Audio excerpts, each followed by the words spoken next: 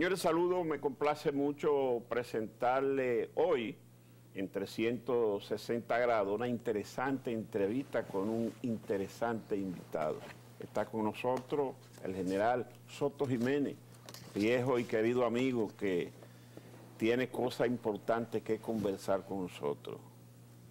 Bienvenido, general. Bueno, el placer, más allá de la formalidad acostumbrada, es mía por estar en este espacio, ¿verdad? Y, ¿por qué no decirlo? Con dos grandes amigos. Sí. Y entonces yo creo que están dos escuelas presentes de la comunicación. Sí, la veteranía suya, ¿verdad? La vieja y la nueva. Y la inquietud de mi amigo Elías Prima, tú que yo conozco muy bien, desde que cubría la fuente allá de las Fuerzas Armadas. Sí, siempre Elías ha sido un muchacho muy cercano a la fuente militar. Sí, bueno, yo creo que lo de muchacho ya debe quitarle algo. No, pero déjelo ahí, déjelo así. Porque no es tanto así. Bueno, pero un gran placer estar aquí. Siento mucha satisfacción. Y no solamente por la amistad que yo dije, sino por la calidad del programa. Yo antes de mi interrupción, vamos a llamarla así, diplomática, venía mucho a este espacio. Y es un espacio donde se pueden articular ideas. Y eso de 360 grados es interesante. Claro, porque lo abarca todo. Y una vista panorámica de los acontecimientos y de las noticias. Qué bueno que usted tenga esa visión, porque precisamente estamos hablando fuera del aire previo a la entrevista. Y decía don Freddy que qué interesante que usted haya venido, porque podemos ver un panorama precisamente internacional antes de irnos precisamente a uno de los objetivos fundamentales de la entrevista. Y es definitivamente la muerte de la reina Isabel II, que acaba de ocurrir y que estamos en el proceso todavía de duelo en Inglaterra. ¿Qué significa eso en el ámbito internacional y global y para la República Dominicana? Sí. Bueno, me faltó algo en nuestra introducción.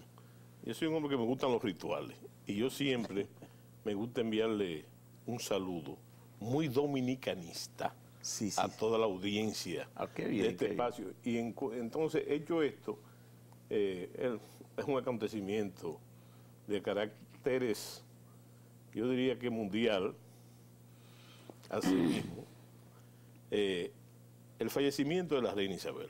Sí. Y para sintetizar un evento de una monarca con más de 70 años en el ejercicio del reinado, ¿verdad? De los periodos más prolongados. Sí, y a mí me gusta decir siempre que ella representa su fallecimiento, la muerte no de una época, no, sino de muchas épocas concatenadas en ella misma. Y yéndolo de lo general a lo particular, entonces tenemos ahí, ella es una pieza clave en ese tránsito del imperialismo clásico al neoimperialismo tradicional que nosotros conocemos mejor, pero es una figura que se desprende de la posguerra, de la Segunda Guerra Mundial, donde ella fue en su papel de princesa. Ella fue un elemento bastante aleccionador en un reinado para un país que estuvo sometido a cambios dramáticos, a tal grado que se puede decir que ahora su heredero, el príncipe, el rey Carlos ya III, va a tener que, como dice, afrontar calamidades de tipo económico que fueron típicos de la posguerra con su madre, pero tomando en cuenta que su madre, cuando asumió el reinado, era una mujer muy joven. Jovencita. Sí, y él es... tiene 70 y pico. 70 y pico de años, o sea que... Y si tú estudias el panorama que le tocó a ella, que eso hay que hacerlo muy bien, a ella le tocó no solamente un reinado en la posguerra, sino en la Guerra Fría. Sí.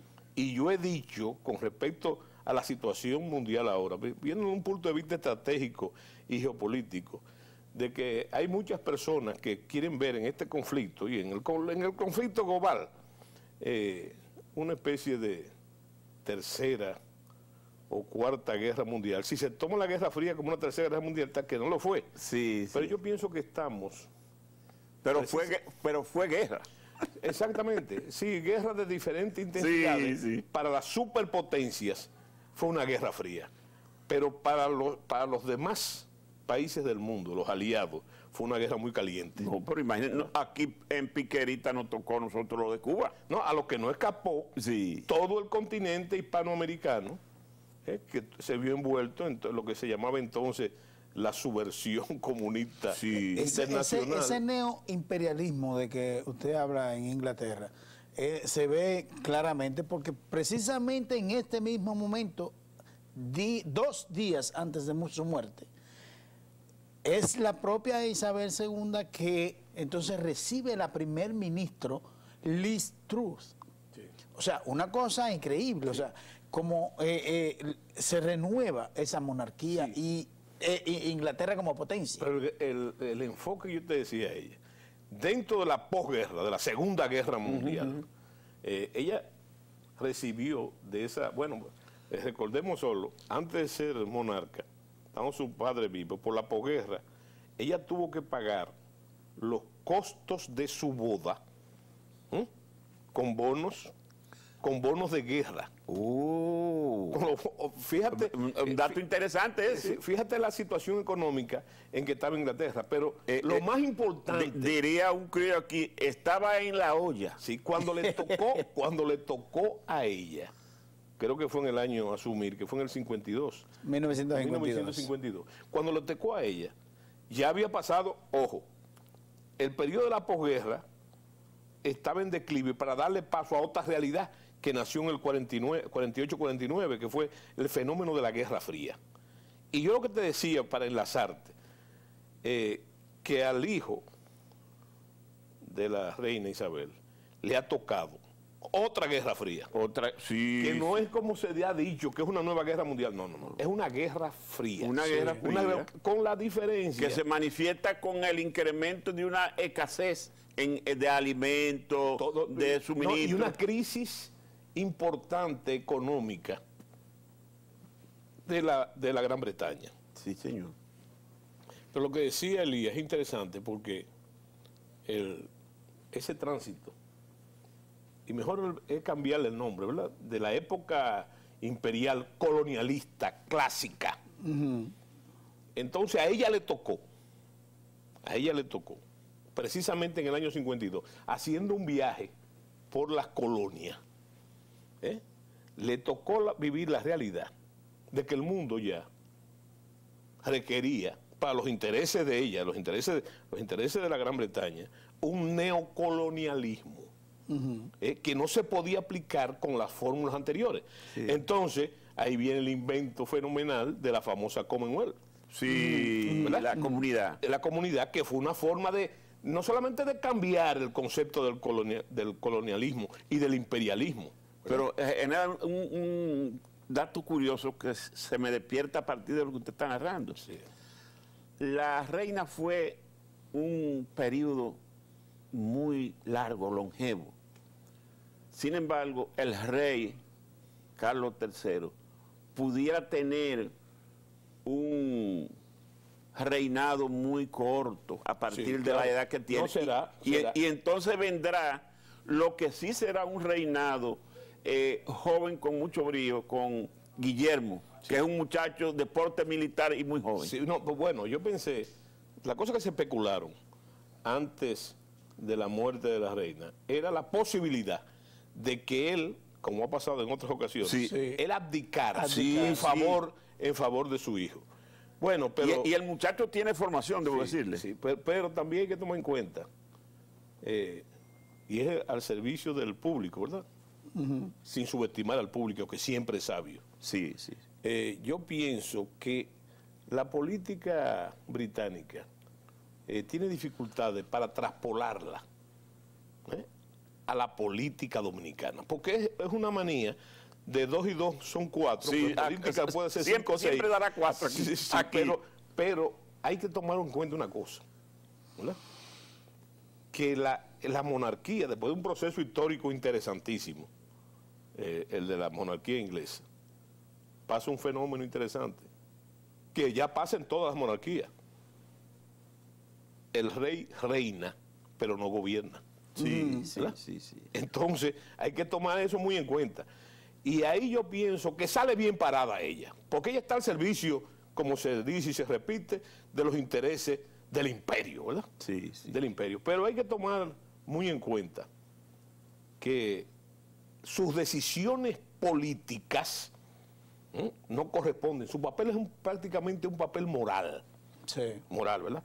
Y entonces eso nos lleva a otro periodo de su reinado, que comenzó no con el caso de la princesa Diana, comenzó muy anterior, con su hermana, con la hermana de la reina, que produjo una serie de escándalos, ¿verdad? Entonces, esa reina tuvo que sortear con ese papel fundamental de moral. Y cuando yo hablo de moral, no estoy hablando de la moral mojigata. La falsa moral. Sí, no. Yo estoy hablando de la moral vista desde el punto de vista militar. Esa fuerza que se necesita para librar la guerra en todos los frentes, inclusive las guerras de todo tipo. Y entonces ella tuvo que, con una perseverancia, a mí se me ocurre cuando pienso en ella, pensar en una fórmula que se usaba antes, que es para los monarcas. Estoy hablando del siglo XVIII y XIX, serenísima. Es una mujer serena y de un bagaje que tú dices, bueno, no la alteran porque tuvo que pasar tránsitos difíciles.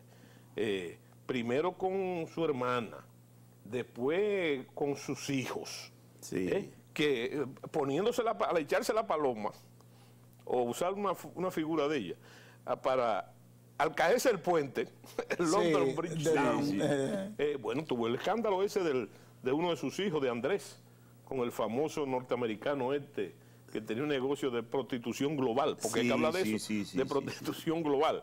Y entonces, fíjese que ella siempre juega, y es importante dentro del conservadurismo, ella juega para el statu quo, para su statu quo, ¿verdad?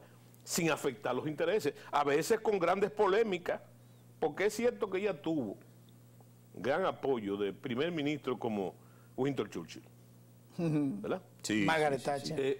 No, con Margaret Thatcher ella tuvo diferencias grandes, pero también la tuvo con determinados socialistas. Sin embargo, ella, a pesar de las políticas variables de la política inglesa, sin tocar siempre el estatus del imperio británico, entonces ella supo manejarlo. Fíjese esa diferencia con Margaret Thatcher, pero sin embargo no escatima esfuerzo para apoyar a la Thatcher o apoyarse mutuamente cuando la guerra de las Malvinas. Sí. Entonces, ahí coincidieron 100%. No, y coincidieron en muchas otras cosas, ¿verdad? Entonces, es una figura que, a pesar de las grandes vorágines que tuvo que afrontar en su reinado, ya no de tipo político, sino de ese tipo moral, la sabe manejar, la supo manejar de una forma serena. Imagínese, vio pasar 15 primer ministros. Sí, se juega mucho y sus biógrafos juegan mucho y la prensa juega mucho. Sobre todo, más allá de la prensa amarillista, juega un gran papel. Es su concepto del deber. Sí. Se subraya. En sentido general se podría decir que la monarquía inglesa es una representación del poder político británico a nivel mundial. No, mira, fíjate, yo no diría del poder político británico, no del poder político británico, sino de la sombra centenaria, por no decir milenaria, del imperio. La sombra de un imperio que tuvo su época de oro y fue declinando, pero que mantuvo a nivel del trono el respeto de todos. Claro, y el apoyo. Más allá, mira para que tú veas lo que es ese pueblo. Es un detalle interesante que hay que ver. Resulta que sin lugar a dudas, si hay una figura que salió gananciosa, en términos inclusive de victoria, no de victoria militar, sino de victoria, fue el primer ministro Winston Churchill. Es una figura gananciosa. Sin embargo, y ese es el detalle que yo quiero para comprender la política inglesa, pierde su estatus, pierde las elecciones. Y siendo un héroe nacional para los ingleses, la pierde el mismo año de la guerra. O sea que pasa de la gloria a la pérdida del poder político. Y eso hace comprender cuál es la nomenclatura de esa sociedad, que no escapa a esas pretensiones, porque hay gente que quiere hablar, bueno, es un asunto de la monarquía, del imperio. No, ese pueblo tiene un dejo permanente de imperio, de dominio mundial. Una muestra es su moneda, que ellos nunca la han cedido, claro, ellos quisieron unirse al euro. Y hay valores que son intocables, hay valores que son intocables, entonces, en base a esa supremacía. Y volviendo a las analogías y a las comparaciones que siempre son peligrosas, lo que no quiere decir que uno no se atreva a hacerla. Fíjate que esta nueva Guerra Fría, me refiero al conflicto ocasionado en Europa con el problema en el mundo entero, de Ucrania y Rusia, no es un reto menor, ojo, en términos morales, siempre, ¿verdad?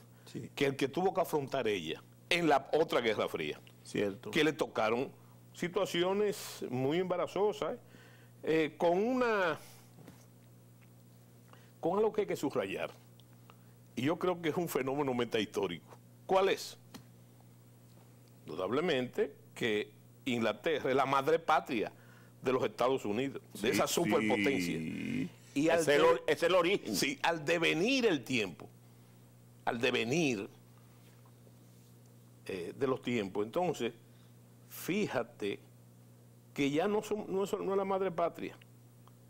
Ya el principal apoyo en Europa de los Estados Unidos como potencia neoimperialista, ¿quién es? Es Inglaterra. Sí. Incluso Reagan lo llamaba el primer aliado. No, el primer aliado, y no solamente, en todos los órdenes. Y fíjate un detalle interesante que pasa. Eso va más allá de los debates políticos entre el conservadurismo, ¿verdad? Y en la Cámara de los Lores, y entonces la expresión liberal. Fíjate cómo eso prevalece, más allá, porque una vez pasan los debates y se toma una política, ojo, repito, no la toma el rey ni la reina, ¿verdad? El primer ministro toma una política. El primer ministro las decisiones. Una vez, entonces eso unifica, ¿verdad? Lo que quiere decir que ellos se unifican, lo que se llama la cohesión nacional, para poder alcanzar sus intereses, que siempre... Y este problema de la guerra de Ucrania y Rusia, con los intereses de los Estados Unidos. Mire, a propósito que usted ya ha mencionado 2 veces, que yo no llamo la guerra de Rusia en Ucrania, sino la agresión de Rusia a Ucrania. Parece que en este momento, justamente ahora cuando estamos hablando, el ejército de Rusia está en desbandada, con una contraofensiva inesperada del ejército ucraniano, que ha recibido el apoyo de equipo militar moderno. Y ya hoy en Rusia se está pidiendo la renuncia del presidente, y hay un grupo de legisladores que lo ha hecho público incluso. Mira, ¿en qué usted cree que va a parar esto? Yo lo que creo es, y uno siempre corre el peligro de caer en el historicismo puro y simple. Pero, Freddy, yo te digo a ti que todo esto pasó ya. No solamente en la historia rusa, ¿verdad?, sino en la historia universal. Recuerda el impacto que tuvo en la revolución bolchevique, los efectos militares de la Primera Guerra Mundial, que prácticamente hubo centenares, por no decenas y centenares de miles de soldados rusos, ¿verdad?, que desertaron del frente y ocuparon la capital en acción de de protesta, para no decir cosas anteriores, como fue aquello del acorazado Putenquín. O sea que, fíjate... Ya una película hicieron. Sí, pero fíjate, yo quiero hacer la salvedad de que no hay una clara comprensión a nivel geoestratégico del conflicto, de lo que tú has llamado la agresión rusa a Ucrania. No hay una clara comprensión. Porque hay muchos elementos geopolíticos, Sí. de economía globalista, muchos intereses que son complejos. No es una salida, son complejos. Son complejos. El trato es complejo. Ahora, por mi formación militar, y yo quiero explicarme bien para que se me entienda. Sí, sí. Yo creo que para comprender lo que está pasando, sin especular, hay que llevarse de la dinámica militar. ¿Tú sabes por qué? Porque la guerra tiene 9 principios, que son verdades no centenarias, sino milenarias, que no lo afecta ni siquiera el uso de la tecnología, esos 9 principios de la guerra. Y hay un principio. Menciónalo así genéricamente. Bueno, tenemos, por ejemplo, el principio de masa, el principio de maniobra, la ofensiva, la sorpresa, la seguridad, la economía de fuerza y la unidad de comando. Ya. Entonces, esos son principios inmutables que vienen... Que se dan en todo... No, que vienen dando desde el inicio de la historia documental, desde que un individuo cogió una lanza en la mano. Ahí comenzó, y explica. Te digo que no lo afecta los cambios tecnológicos. Te voy a poner un ejemplo simple. Por ejemplo, las armas nucleares. Pero, óyeme, las armas nucleares son un elemento nuevo del juego, a nivel del 45, del siglo XX, ¿verdad? Sin embargo, tú la puedes analizar a la luz de los principios de la guerra. ¿Qué son las armas nucleares? Y las armas químicas, para ponerte, las famosas armas de destrucción masiva. Eso tú lo explicas dentro de un principio de la guerra, que es el principio de masa. De masa. ¿Verdad? Que antes tú hablabas de masa, era esa relación 5-1, 8-1, en cuanto al número de hombres. No. Estamos hablando de potencia de combate. Entonces tú lo explicas con el principio de la guerra, que se llama masa. O concentración. Que como todos los principios de la guerra, unos se complementan con otros o se anteponen. Por ejemplo, el principio de masa tiene que ver con la economía de fuerza, que es otro principio de la guerra. Y entonces ese principio de la economía de la guerra, las armas nucleares son la aplicación masiva del concepto de la guerra. Pero cuando tú usas armas nucleares, que fue la justificación que dio los Estados Unidos para la bomba de Hiroshima y Nagasaki, tú te estás economizando fuerza, ¿verdad? Porque si no hubiera ese efecto de las armas nucleares, tú te verías, bueno, la historia... Estuvieras tirando ese tiro todavía. Y las personas que iban a morir, 10 o 20 veces más gente que la que murió en Hiroshima y Nagasaki. Y lo que le iba a costar eso a los Estados Unidos en plena ofensiva, o contraofensiva. Entonces, yo lo que te digo es eso, toda esta retahila de conceptos es para explicar que en los 9 principios hay uno que se llama la simplicidad o la sencillez. ¿Tú sabes lo que dice ese principio? Que nada complicado funciona en la guerra. Nada complicado. Entonces, lo que tú ves en un calco de operaciones, es un calco de operaciones, es un calco situacional, no solamente dice lo que está pasando en realidad y lo que va a pasar, sino qué motivó, en este caso, al agresor a tomar esa medida. Principio de la simplicidad. De la simplicidad. Entonces, fíjate un detalle. Yo, así como desde el principio de la guerra, una de las cosas que yo me di cuenta, cuando se lanzó la ofensiva rusa... 100.000 soldados. La ofensiva rusa. Yo dije, el propósito de Rusia no es ocupar Ucrania. Exacto. Sino cambiar el gobierno. Poner ahí un gobierno proclive a sus intereses. ¿Por qué? Porque tú hablas de 100.000 soldados. Pero resulta que la correlación de fuerza militar, huelga decir militar, la correlación de fuerza siempre es militar, es de 8 y 9-1 a favor de los rusos. Sí. O sea, que ellos están usando aunque te parezca inconcebible, un mínimo de fuerza y recursos para eso. ¿Verdad? Lo que quiere decir que el objetivo no es... el objetivo, no, déjame decirte, el objetivo era, y eso me recuerda a mí, y escúchame que ponga el ejemplo simple, cuando yo era un muchacho, siempre existieron, y en su época también, los paracaidistas, sí, que se metían en la fiesta, ¿verdad? Y muchos de ellos no pertenecían al círculo social de los invitados. Entonces, lo que nosotros llamamos tigres, ¿verdad? Los tigres, lo que hacían era, decían, entraban a la fiesta, ¿verdad? Y como no eran bien vistos, ellos preguntaban, ¿quién es el cumpleaños? Ese cumpleaños, iban y le daban una pecosá, ¿verdad? Ya se adueñaron de la fiesta, ¿verdad? Lo iban a botar de la fiesta, ¿verdad? Pero ya se hicieron notar. Yo creo que el propósito estratégico, cuando hablo de estrategia, estoy hablando fundamentalmente de política, de los rusos, fue ese. Okay. Fíjate. Hacerse notar. No, hacerse notar y beligerante, como superpotencia.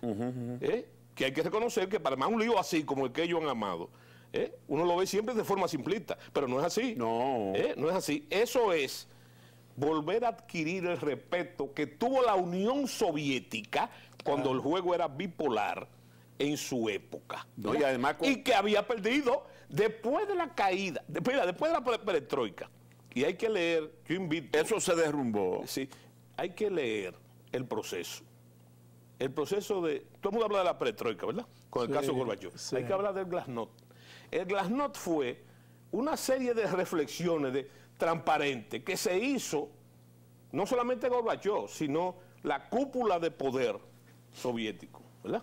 Que se hizo, pero ven acá, pues, cosas como esta, nosotros somos autosuficientes en todo, ¿verdad? Sí. Tenían todos los materiales estratégicos en ese monstruo geográfico que la Unión Soviética, y no somos eficientes en nada. En nada. Y la cosa más simple, óyeme. El tiempo es inexorable. El tiempo es inexorable. Sí. Y usted no se puede dejar parar, porque usted se tira el programa entero. Pero está interesante, Elías. Yo me siento, los televidentes nuestros están así. No, pero tú no ves otra cosa también, ¿eh? Eso que él dice, ¿verdad? Del tiempo, ¿verdad? Pero es para quitarme el beneficio de la palabra, ¿verdad? Vamos a hacer una pausa comercial. Venimos con más aquí con Soto Jiménez.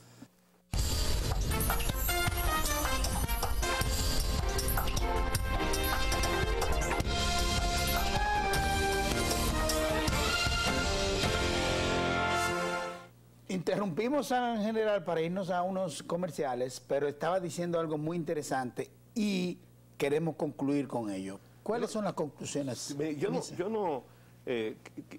Quiero que se me entienda bien, porque hay una gran confusión. Toda la izquierda latinohemisférica identifica a Rusia como si fuera la Unión Soviética. Oh, sí. Bueno, que el tocayo estaba haciendo la observación. Y con los dejos anteriores.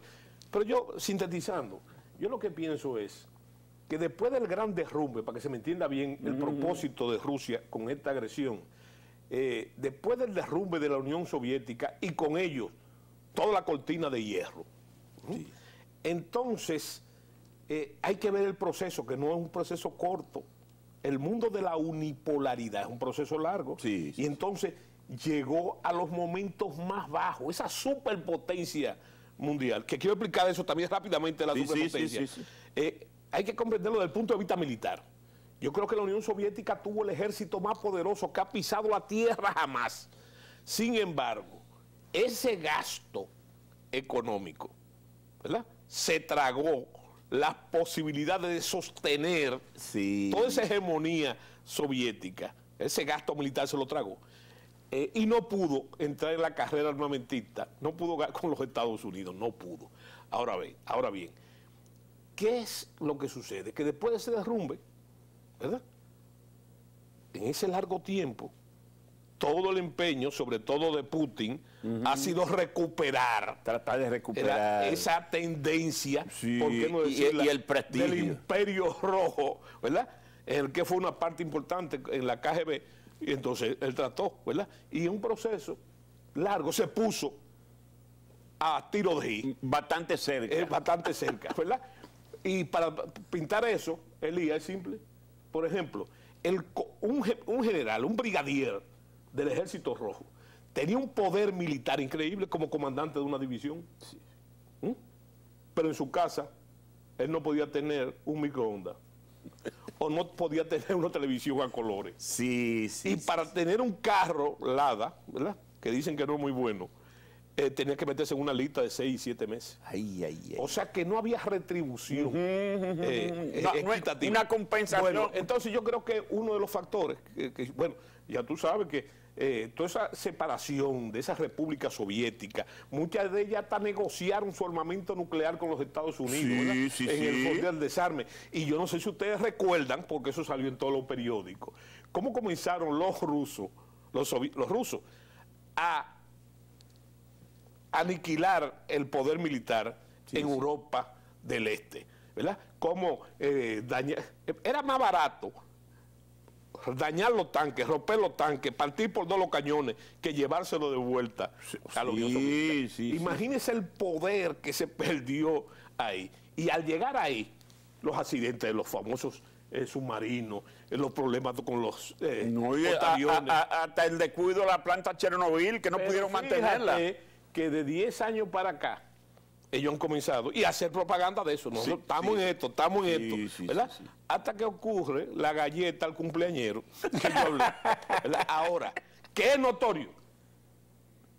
Que Ucrania, y hay que hacer eso ver, le ha salido un hueso duro de roer. Sí, y fíjese, tiene el mismo aire de lo que ellos llamaron los soviéticos en su momento, la gran guerra patria. Sí, esto ha sido una gran... que el primer ministro es un comediante, pero ese tipo, óyeme, ese tipo ha salido... Una templanza. Una templanza, y ha manejado lo que se llama la cohesión nacional de ese pueblo, ¿verdad? Con ayuda, sí, hay muchísimas... El apoyo internacional. No, hay muchísimas pruebas, porque por ejemplo, te voy a poner un ejemplo solo, ya para darle paso a las inquietudes de Elías. Óyeme, hay que poner atención, naturalmente, de eso se da cuenta un militar. Toda la generación de armas antitanque, ¿verdad?, norteamericana, yo la veo en la fotografía. Sí. El TOW, el LOW, el Dragon, el Stinger, todas esas armas, ¿verdad? Ok. ¿Por qué? Porque el puño de acero del ejército ruso son los tanques. Sí. Son los tanques. O fueron los tanques. O fueron los tanques, ¿verdad? Pero ¿qué sucede? Ese armamento, indudablemente de factura norteamericana, no es simplemente toma tú, eso hay que entrenarlo. Sí. Y eso no, ese entrenamiento no es de un día para otro. Todo el mundo sabe que esa gente se está preparando de ahí hace 5 o 6 años. Ahora, sí. ¿Por qué?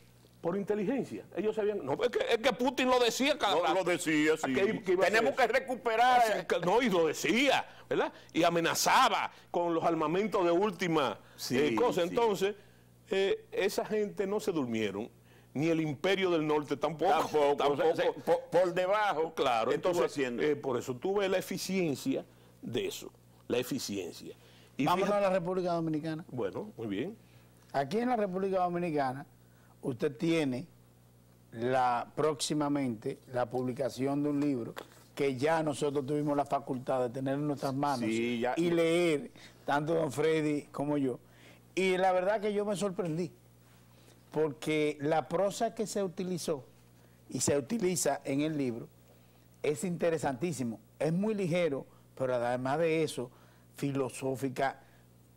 Qué bien escrito está este libro. ¿De qué se trata para nuestros amigos televidentes? Bueno, ese libro es, una cosa se puede definir diciendo lo que es o diciendo lo que no es. Yo voy a decir lo que no es. No es una biografía del doctor Balaguer. No es una obra crítica y acérrima contra Balaguer, pero tampoco es una apología.